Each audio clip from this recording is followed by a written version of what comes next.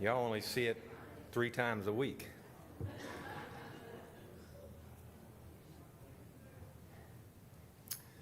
Good morning. What a difference a week makes. So last Sunday while I was standing up here, I was feeling worse by the minute. And so I was trying to think back Saturday night. You remember how cold it was? Remember how cold? And so I was cold during the night, but Teresa and I are so cold all the time.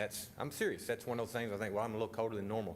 And then my shoulders all was aching up here during the night, but I thought, remember I'd kept the grandkids the night before, and I was lifting and doing all that. And my stomach was a little bothering me, but I'd eaten at 4 o'clock or 4:30 because the kids were coming, and I snacked a lot after they left, so everything was out of whack anyway. But I began to realize about 9:15, 9:20 last week that I was not feeling so great. You might say, well, why in the world did you come if you'd had anything the night before? Listen, come on, guys. I'm being serious. I think I told Mary Lou this. If we didn't come because we had an ache or a pain, how many of us will be here this morning? As you get older, you just assume you're going to hurt some way. So don't fault me on that.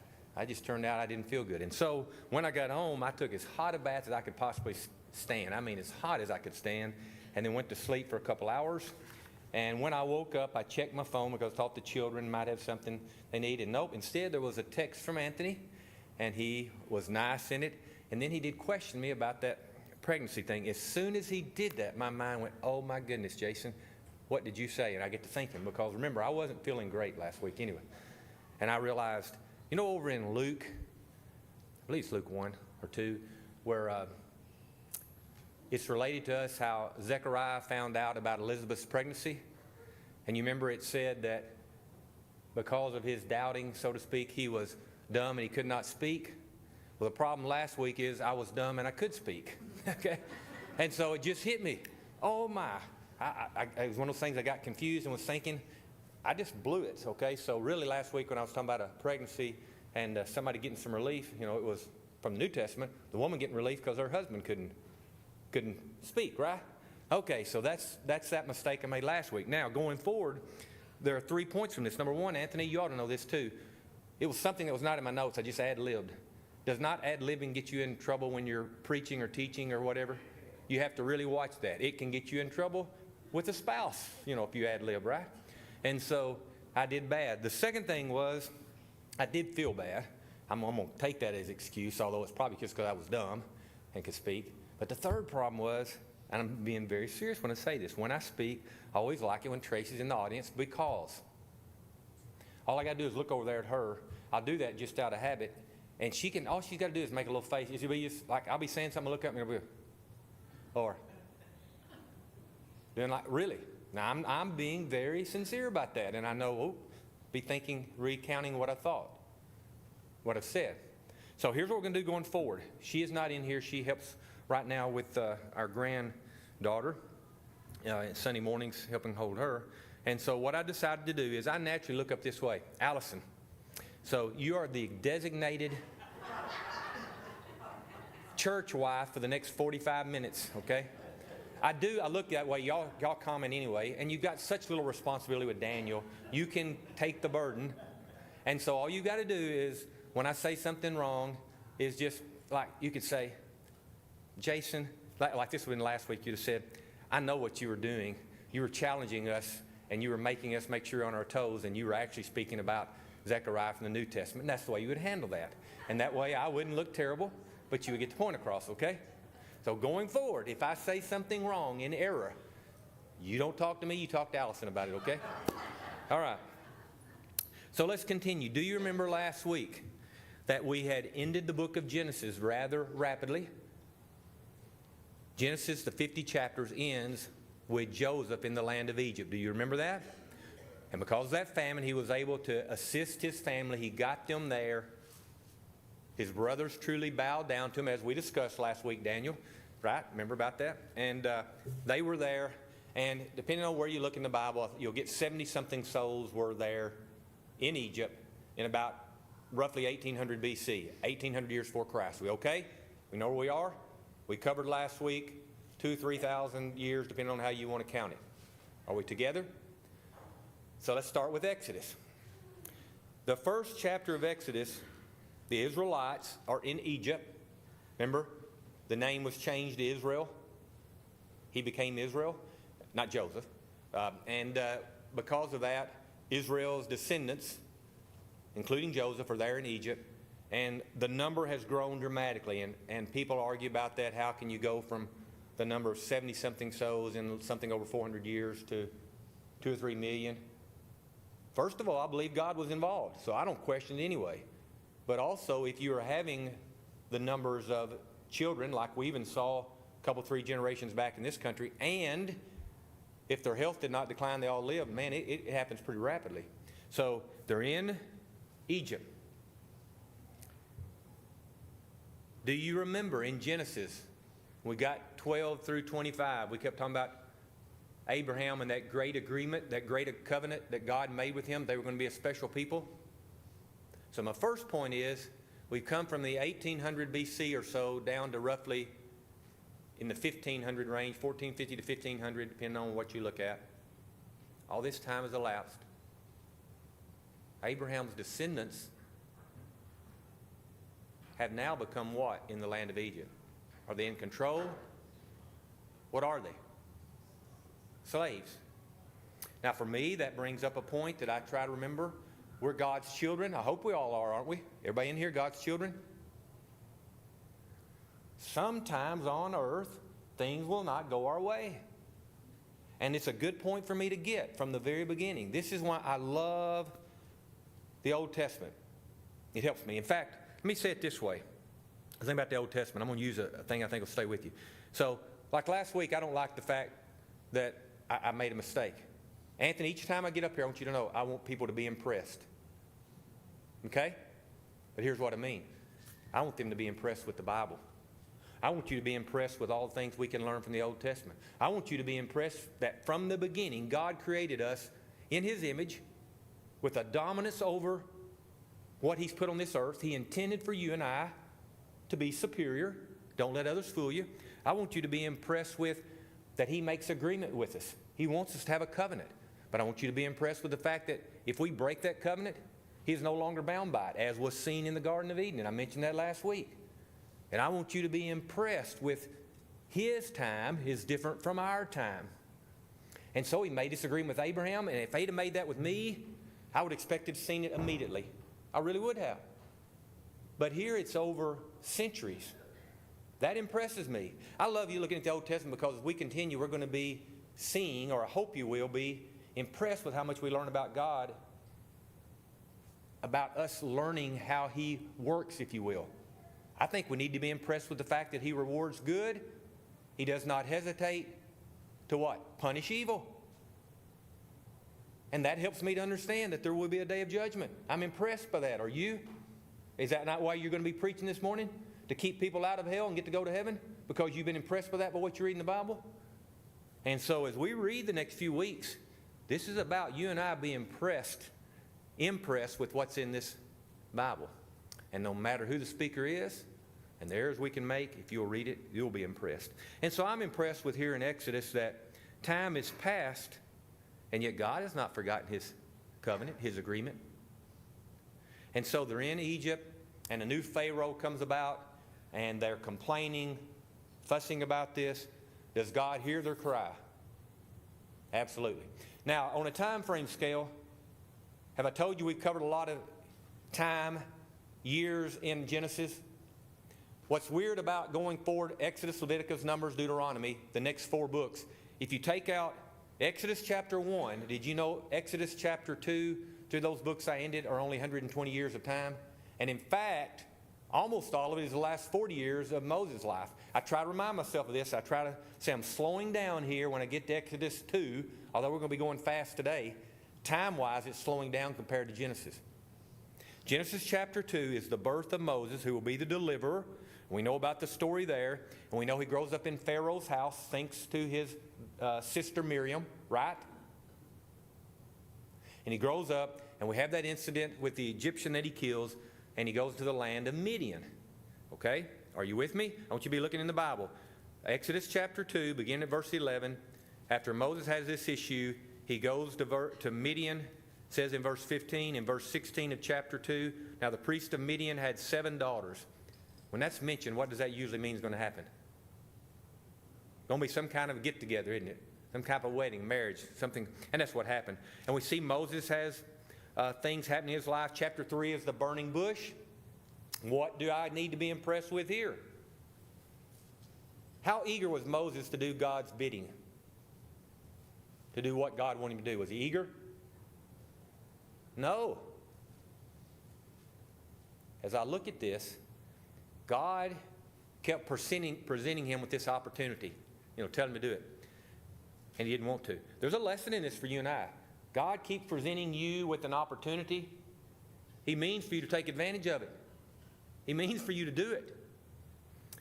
And how does he feel when you miss that opportunity or you keep saying no to it? Is he happy? Pretty irritated with Moses. This is the great man Moses, who we really see as a great leader. And Moses was very irritating to God. I mean, frustrated with him. He finally says, hey, you got your brother. He can speak. Quit putting excuses. Isn't that what he says? All right? So Moses is appointed, if you will, to go and bring the Israelites out of Egypt. Aaron is to go with him. We also get introduced at some point here to Miriam. When he gets to Egypt, does the Pharaoh just say, oh, you can take the children of Israel and you can leave? That's not the way it works. And so because of that, what 10 things do we have that come about? The 10 plagues. And we, as you read that, you understand that God did purposely harden Pharaoh's heart so that the people could see God's power. Now, most people, I think when they read this, think this is all for the benefit of the Egyptians to see God's power. That is not at all what I believe. Who was he wanting to impress with what he could do, with what God's power could do? The very people that he wanted to save needed to be impressed from the top down. We know about Moses' insecurities with himself, which meant also he was insecure with what God could do. He'd seen the burning bush, but he still wasn't confident. It is interesting, Anthony, to bring that up. As far as with Moses, and not the children of Israel in general, but with Moses as a leader, I believe he was a completely different man after these 10 plagues, Anthony.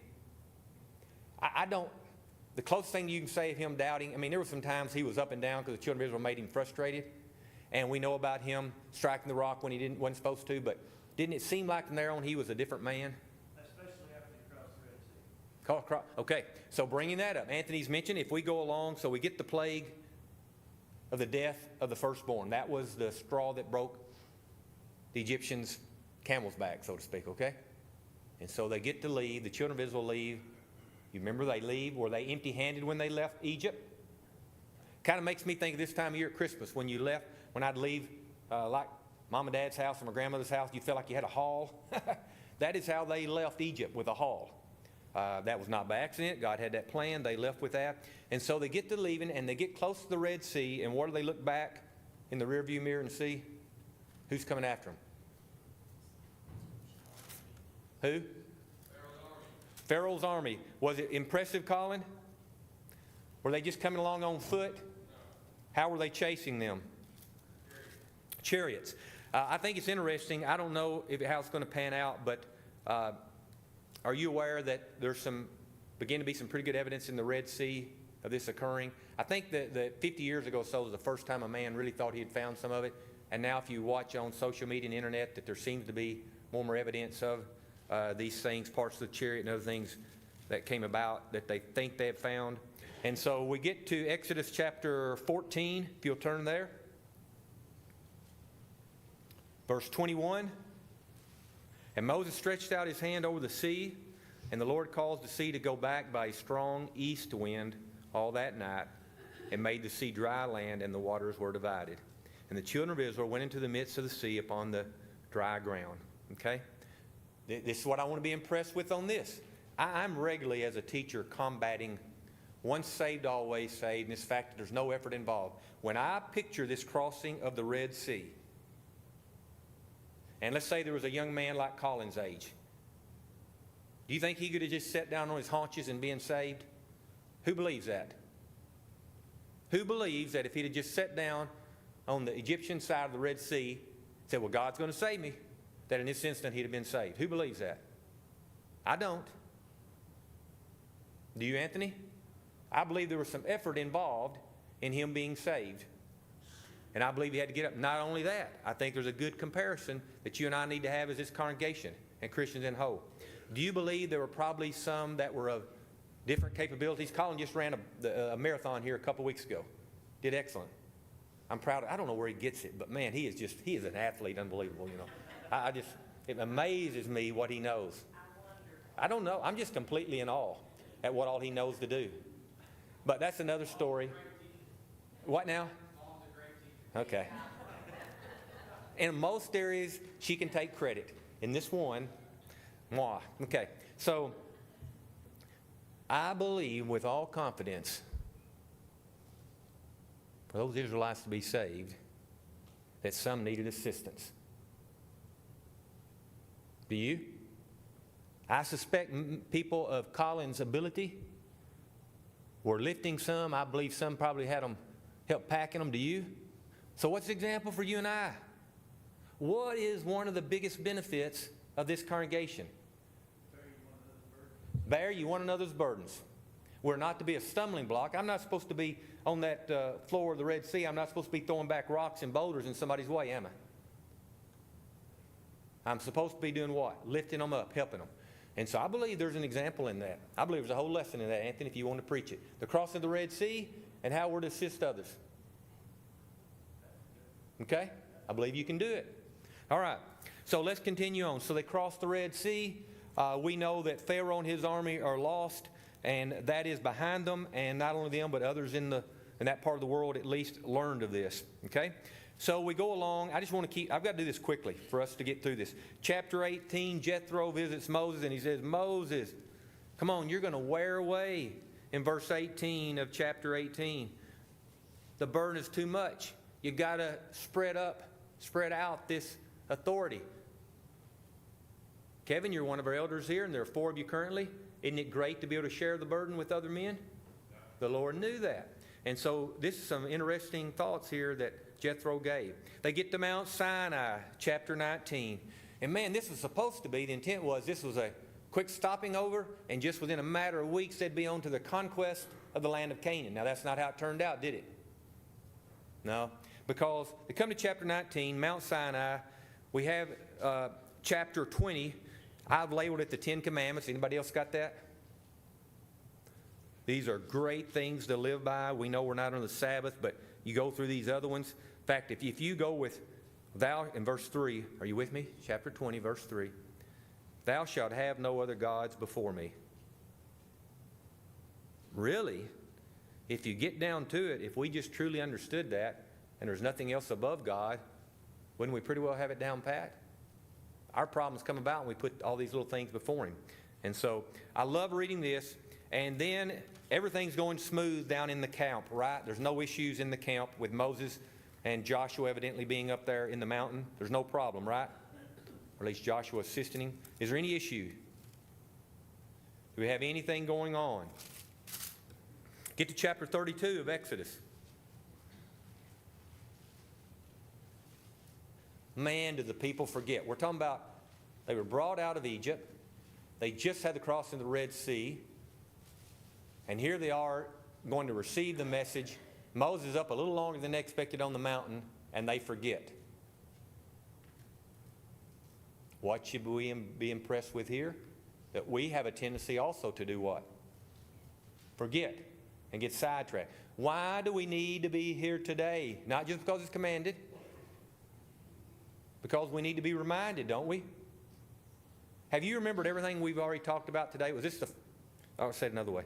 So what all we've discussed already, did you remember every bit of this? Or is this some of this you're learning from? And if you maybe put it so far back in the recess of your mind, you needed to be reminded of it? I need to be reminded. I forget. I mean, it could even happen I could forget what pregnancy I was talking about, right? And so you need to be reminded. And these people forgot. Moses comes down because God says, look, there's grief in the camp. There's things not going on. When Moses gets down, is he angry? Is Moses frustrated? Do leaders ever sometimes get frustrated with those they're supposed to lead? What did he do? He broke what? All right, let's see. Look at verse 19 of chapter 32. Chapter 32, verse 19. Just make sure all awake. Colin, will you read that loud? So it was as soon as he came near the camp that he saw the calf and danced. So Moses' anger became hot. He cast the tablets out of his hand and broke them at the foot of the mountain. And we don't have any record, at least, of him being that God was mad at him for doing this, do we? Now, I'm not advocating Kevin get up here and throw my Bible down because I made a mistake last week. But I am saying that when you have great leaders, they'll recognize evil sometimes and things being bad. They may be mad at us. Chris is back there. I hadn't seen you back there too, so I won't take it all on Kevin. There are times it's okay to be angry, to be mad with those that you shepherd over. And the Bible's full of that. We can read the New Testament with Paul and sometimes how frustrated we are. So don't feel bad about yourself as leaders if there are times that this congregation frustrates you when we're doing wrong. You have a right to be upset. Okay? So Moses continues along. He breaks the tablets. So you know during this period, God was so upset. He was just about to the point that he had wanted to, while they were on the mountain, he was saying, Moses, I'm going to get rid of all the people and I'm just going to start a whole line back through you again. And Moses, if you will, intervened or interceded for the Israelite nation. Chapter 33, we really do have the good introduction of Joshua in here. Joshua his name is brought up just a little bit so that we begin to understand how important he was. He was in the background, but he was there present, seeing what Moses saw in many cases. I'm not going to say all, but many cases. Okay? And so chapter 34 says he was back up there 40 days and 40 nights. Let's keep coming along. We've got a lot to cover today. Have I missed anything y'all want brought out? Jason, somewhere, I can't remember all the details, I love this question someone asked some time ago about the land of Goshen. Why is it referred to as the city of Goshen? The city of Goshen? Yeah. Okay. And there was I remember there was like a building there, there wasn't a lot of permanency for like drains and stuff. But all their houses were temporary houses. Now that I did not know. What I always think about the land of Goshen is how it was supposed to be a good area, I thought, as far as, But then later, but initially, we're just talking about fields and then a building for grain. okay. Okay, pretty transient, then after that, again, all this is all been. So you're going to answer it next week, or will you? No. I'm not going to answer it. It wasn't, I can't remember how many years after, but it was, at some point it did become a city, but. Okay. He's talking about the land of Goshen in Egypt you're talking about with what went on there. You do remember who was the one that got out of the storehouse initially? Back was Joseph. You remember that because of the famine, and he made sure these are storehouses to keep things on? I do not know the answer. So we're going to put this out to y'all. Y'all can research it and come back, because I have no clue. It- on what you're talking about, on the city of Goshen and things, I don't know. Yeah, it was always referred to as the land of Goshen, right? That's the way I've always heard it said. Until later, yeah. Okay. Oh, that's what you're talking about, the land of Goshen versus some later on calling it the city of Goshen? Yeah, it's just a question, that's why it's referred to as land, because that's all it was. I have no clue. Yeah, so, but anyway, that's God's people are a lot of times, we read the scriptures, we're pretty transient people. Pretty fortunate, most of us, we've got people here that are from out of state and so forth, but Also, we're set in our ways and been here. Right? Is that what you're leading up to? no. Okay. All right, any other comments that I won't have a clue how to answer? Does bring up this, though. Isn't it neat in the Bible, if you want to, how far you can study something and just keep going with it, which is why that the most learned of theologians never know it all. You will never know everything that God knows, and that shouldn't cause us not to study, but it does prove how there is no end. You can take one little thread and you can keep going and going and going with it, can't you? Your comparison note about being a group that was always on the move. I mean, think about Abraham. What was he? The original one. In fact, God said, I'm going to send you, and you don't even know where it's going to be. Not necessarily a vagabond, but I mean, he was one that didn't know. And there was some purpose in it all, if you think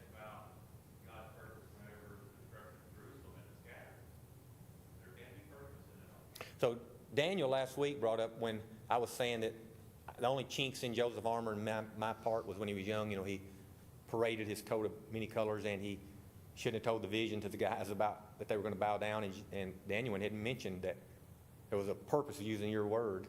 There was a purpose for that. Well, it was the best best teaching I've ever heard from a sick guy. So it was just a fantastic lesson last week. Okay, but Daniel mentioned that there was purpose in that, right? Okay. All right. Any other things? Chapter 39 and along through here is where Allison starts getting intrigued because the priestly vestments that I couldn't care less about. And chapter 40, the setting up the tabernacle. Hey, this might help you with the tabernacle. People get confused about it. This may not help you at all, but if I try to picture it, it's rectangular. I just picture something like an index card, which is wider than it, it's longer, or however you want to say it, and it's taller. Wider than it's taller, however you want to say it, okay? It's not perfectly square. This tabernacle they were going to set up and down, okay? It was elongated. Do you remember when they first came out with digital thermostats in houses? Most of them, not all of them, but most of them would have this, and off kind of towards one end, I know it was up a little bit high, but forget that. But there'd be this little glass, little seeing area where you could see like the temperature or something. In a sense, that proportion is a lot like where the Holy of Holies was. That's the way I think of it. I have to have simple things. So you're trying to picture the tabernacle. Picture it proportions-wise like an index card. And one little viewing area, if you will. And inside of that is even where we had, the holiest of holies, how you say it, the Ark of the Covenant. And just outside of that was the place where golden candlestick, burnt offering, sacrifice could be done, and something else. See, there was 3 things in that area. Golden candlestick. Okay, anyway. What is it? Showbread. That's right. Okay. And then you got out in the big area, you got this big whole area out there that is almost nothing. There's a little lavender or whatever they call it, another place to burn. But if you're trying to picture the tabernacle set up, that's the way God had it. Kind of like an index card and a little viewing area over here. And that's what I think of, like a digital thermostat. Make any sense to anybody whatsoever? Okay, that's how I have to think about it. I'll talk to you afterwards. The veil in the tabernacle was a big curtain. Yes. They think, it's cubits is the measurement we have in the Bible, but 18 inches, try to translate that, they think it was like 4 inches thick. Very thick fabric. Yeah, and it's 45 feet long and 30 feet high. It apparently took hundreds of priests to move this curtain. It was so heavy. Yep. And when we in the New Testament, when it talks about the curtain being rent or torn, as Jesus was crucified, think about what it would take to tear a 4-inch thick curtain. Yep. That had to be a miracle. You couldn't, 100 priests could move it. You couldn't tear that. Everybody got that? Like it was something that the people could relate to, that this was not normal to be able to be torn. And in fact, that's what we'll get into when we get to Leviticus. What were the tribe of Levi? You had these priests, but you also had others that even were responsible for doing things that help with the overall sacrifices to the Lord as far as keeping things functioning. They're kind of in the background. All right, we're continuing along. We're going to get to the book of Leviticus. Yes, Anthony. On that tabernacle, it's kind of a good study because it's a type of the church. And all those things in the table of showbread, how to get into the church. You just look at that labor to get into the church, into the tabernacle. Those priests had to completely disrobe and wash and to put on new garments. That adds a little emphasis to Romans 6, verses 3 and 4, where we put off that old man, and we are washed. Okay. Put on new garments. And all the stuff inside that tabernacle, I know you heard it, but all the stuff inside that tabernacle are representative or types of the antitype of what we do within the church. Getting that? And really, the Old Testament, I'm telling you, it's here for our learning. I made that example the first week when we talked about Paul instructing Timothy. You must read the Old Testament to really understand the New, to really understand. In fact, that is what you and I don't get sometimes. We're reading the New Testament, and sometimes we can't make understanding of it. It's because we haven't spent enough time reviewing the history of the Old Testament. And the example is given there, and the wording, oftentimes it is answered with the New Testament. And again, how can you get to Hebrews and really recognize how much better we've got it now unless you had the comparison of the Old Testament and what they went through? All right, Leviticus. It's about the Levites. And again, I keep hounding this same point, but no, this is not my style. I read these and it's hard for me to get involved, but some of you do like this, and so read it all you want. The writing I've got down is Leviticus is a code of conduct for the Israelite nation. They're going to be given their laws. And I would have pointed this out before, and I want to make sure you understand this, that you and I have our civil laws out here, our things we're supposed to make society run smooth, and then we come into the church. What makes it a little hard to understand, difficult for some of us, when we look at the Old Testament and the Israelites in particular, it's almost like their religious and their civil life gets blended into these laws. It makes it a little difficult. Sometimes it makes it hard. You know, were they not supposed to eat certain things? Well, because it actually helped them to stay alive is what we're made to understand. You know, that less likely to get disease and things. So if you start here, we start with these burnt offerings. I went over this before when we studied these first few chapters of Leviticus. You can study if you want to. I will tell you this. I'm convinced we still sacrifice today. Yep, I don't believe I'm going to go to heaven without sacrifices in my life. Contrary to what many in the religious world believe, all these sacrifices here for an example for us that God has no problem asking us to make sacrifices in our life. To be present at the assembling of the saints. Now, it's not always, last week it was a sacrifice for me to be here. I felt so bad. Today it's not. It's the beauty of being here and being lifted up. But we are fooled by many in the religious world that thinks that God will not expect anything of us, that we will just be saved. There's no example of that. I understand we are not under these same laws, but there are guiding principles that God established from the creation on, and He expects man to express His love, and our love will be shown ultimately, as James says, through our works. Man, I love it if Colin comes up and tells me he loves me, but you know what I really like more? Is when I come home and let's say the yard is mowed. Yeah. Or my house is freshly painted and Colin's done it. Man, would that not show the love? You know, he proved his love. He's given me 2 grandchildren. Just saying he loved me, that didn't mean as much as providing me with 2 grandchildren. I'm being a little bit picking, but you get the point. God wants to see us make sacrifices, have to do things that are against what we necessarily want to do, and that shows us our love for Him. I'm confident of that. We're to take up our cross and follow Christ. And there are different forms for different people of what that means. All right, any thoughts? Chapter 10. I'm not giving you much time. Chapter 10, this is the one we bring up a lot. Who's mentioned here? The 2 sons of Aaron. Who are they? Nadab and Abihu, to make sure you're with me. And it wasn't enough just to do a burnt offering however you wanted to, was it? And to me, this points out that here today we're going to have worship. God wants us to worship, but He does want it to do in His manner. Do you believe that? I think this is a good example for me. Why else put this in here? That there's a strange fire that they brought before the Lord, and the Lord was upset. What happened to them? They died. Chapter 11, I've got a little asterisk beside clean and unclean meats. What they could eat, what they couldn't eat. Chapter 13, how to take care of things in the community with leprosy. Man, I've got to watch. I'll get in a dig here. But when leprosy was present, what did the leper supposed to do? But they didn't shut down the whole camp, did they? The whole camp didn't, because of one leper, they didn't just shut it down and nothing take place, did they? Life had to go on. I think that's what I see. Life went on. That leper had to be separated out. That's a little dig on my part.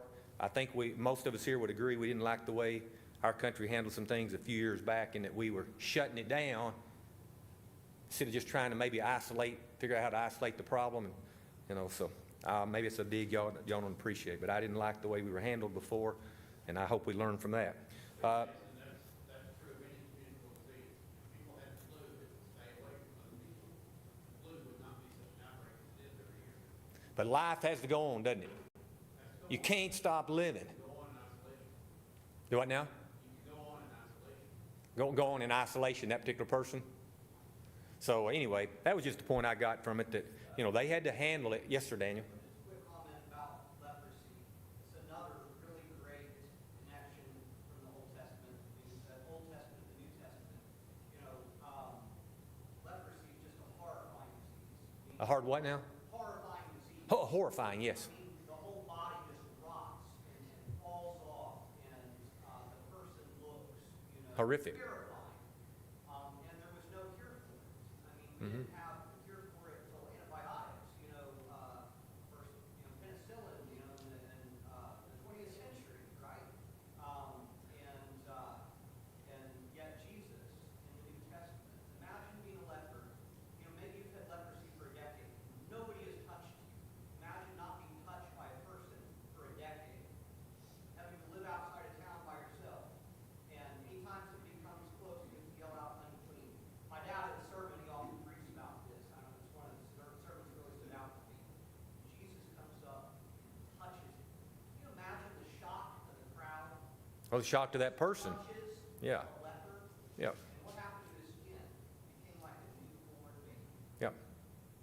You and I really, you're right, we cannot relate to that. I read over that and I just nonchalantly that he healed somebody, because we live in a time when there are people healed of things, and you're right. And we wonder about, you know, the miracle today. We had that discussion with Chris in my class this past Wednesday, what constitutes a miracle, you know, and if you pray for someone and they recover, is that a miracle or not, you know. You didn't have to question whether or not this was a miracle. That's right. The person whose body was rotting apart and weakened. That's right. I still, what we all struggle with, to bring up your other point with Chris's class, when is it God's providential care and putting the right people in place to help you with something versus a miracle? But no, I read over the lepers and I can't relate to it. I'm telling you this, I've said this before, most of you out here can't relate to the tornado. I'm sorry. You really can't. If you live north of Mayfield especially, you don't understand the tornado. You try to, but you don't. And so the lepers, yeah, it's so far beyond my comprehension that it's one of those things I just kind of skim over and think, oh, he healed somebody that has some kind of a sickness, because we don't relate to it. I do watch enough. I like watching some of the old movies, and when I always picture somebody with leprosy, you know, to try to keep from seeing how bad it was, they would try to cover that area up, not make it visible, you know, not want it to be seen. It was just so horrifying. I understood it would eat to the point that sometimes you see bones and stuff below it, right? Okay, so leprosy here is talked about, how that. So that's what I'm trying to get along with you. Not all this is spiritual, if you will. It's just how they're going to live their lives as a group of 2 or 3 million people, 5 million, whatever the number is. Okay? Unclean discharges from the body is chapter 15. Oh, no, I missed one point. I don't know if I brought this up when we said this, Leviticus in particular. Chapter 14, verse 21. Now, in a sense, think about this. They really had more like a communal living. Would you agree at this time? But if you think, well, that's telling today we all have all things in common, like in Acts 2, following 38. Look at verse 14 and verse 21. What does God allow for that there's going to be? Some are going to be what compared to others? Look at Leviticus 14 and verse 21. Maybe you have a different version. I'm using the King James. And if he be poor and cannot get so much, then he shall take one lamb. It talks about the offerings and what a poor person can give. What is my point? I do not believe within the church that we're told that everybody's going to have the same material blessings. We're told we're going to all have eternal blessing, but materially there's going to be some differences. And that's addressed in the New Testament. I mean, remember, some are still going to be slaves, right? Masters and slaves. Just a small point I get from it that I'm trying to impress you with, to use my starting out. Chapter 16, at the top of it, I've written the top so I'd remember this. Scapegoat. scapegoat. Okay? Verse 20 is where it starts talking about specifically, and Aaron shall lay, 21 actually of chapter 16. And Aaron shall lay both his hands upon the head of the live goat, confess over him all the iniquities of the children of Israel, and all their transgressions and all their sins, putting them upon the head of the goat, and shall send him away by hand of a fit man into the wilderness. That's the scapegoat, taking all that and done away with. Let's see, I want to get through Leviticus, so let me see if I had anything else I want to point out quickly. Oh yes, how can I skip over chapter 18? I'm telling you, yes, people are right. The word homosexual or homosexuality is not mentioned in the New Testament, the Bible really, that particular word, until more recent times. But look at Leviticus chapter 18 and verse 22. This is undeniable. We'll make sure everybody gets this. Leviticus 18, verse 22. Thou shalt not lie with mankind as with womankind. It is abomination, which is another word for sin. Don't let anybody fool you. When they say you don't find the word homosexual in the Bible, bring up Sodom and Gomorrah. Come right here, Leviticus 18, how God felt about it then. And then you can follow up in the New Testament, obviously, which is where we are ultimately to be. But in verse 23, bestiality. Neither shalt thou lie with any beast to defile. It's just wrong. Okay? I do also like chapter 19. This is the one Colin has heard me reference this before. Verse 9, and when you reap the harvest of your land, thou shalt not wholly reap the corners of thy field, neither shalt thou gather the gleaning of thy harvest. Okay? Verse 10 tells you why. Thou shalt leave them for the poor and stranger. I'm Lawyer Garden. This is the point I always make that bugs me in this country. I absolutely want to help people, but we are not commanded to make the harvest for them, to knead it out into bread, for the woman, for us to bake it, for us to wrap it up, to hand deliver it to somebody that's poor. They have a responsibility to do something to get it. And I'm telling you, we've got a problem in this country. If we had it acting right and did the right direction, think how many more people we could help. I always contend, I'm not worried about my taxes going down. I just want my taxes to be used in a responsible way. I want to help all those that are poor, all those that need help, but I don't like helping somebody like me that could take care of themselves. From the Old Testament times, God acknowledged there's going to be differences in wealth, differences in what you have, and you and I need to be making preparations, or at least give the opportunities, I should say, for somebody who's poor to make a way. Man, we're not supposed to kick them down and keep them from our fields. But we are not supposed to do all the work for them. Right now we have so many that just think we're supposed to hand deliver them the food and the best of it. Man, this is even from the corners. This is some of the outlying areas. May not even be the best. I think it's there for a reason. I believe it's an example for you and I as we go forth. And then we ended up here in Leviticus, some more appointed feast, and then we're going to get to Numbers, which is where we're going to begin next week. You never thought you could do Genesis, Exodus, and Leviticus in this short a time, did you? Yes, ma'am. We're talking about it being an abomination. In 2013, it says in front of the dead, they shall surely be put to death. Right. So it wasn't just that you didn't do it, but the penalty is death. Today, the penalty will be eternal death. Much more lasting than even at that time. Eternal death when we defy God by mankind and mankind, or womankind and womankind. It's not debatable. You don't even have to wonder about it. It's in the print. Okay? Thank you for being here. I didn't make any mistakes today. Huh? None that you caught? I did, but you didn't want to bring it up? Okay. If you got any questions, you ask her.